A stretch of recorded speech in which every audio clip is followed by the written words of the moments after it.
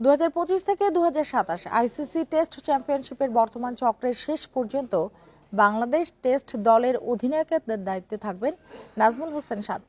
এক সংবাদ বিজ্ঞপ্তিতে বাংলাদেশ ক্রিকেট বোর্ড এমনটি জানিয়েছে।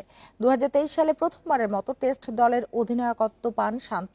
এখন পর্যন্ত তিনি 14টি টেস্ট ম্যাচে বাংলাদেশকে নেতৃত্ব দিয়েছেন। তার অধীনে বাংলাদেশ দল পাকিস্তানের বিপক্ষে রাওয়ালপিন্ডিতে 2টি টেস্ট জিতেছে। সব মিলিয়ে শান্তর নেতৃত্বে 4 টেস্টে জয় পেয়েছে বাংলাদেশ, ড্র করেছে 1টি, হেরেছে 9টি। গত জুনে শ্রীলঙ্কার বিপক্ষে ওয়ানডে সিরিজের আগে হুট করেই শান্তকে ওয়ানডে নেতৃত্ব থেকে সরিয়ে দেওয়া হয়।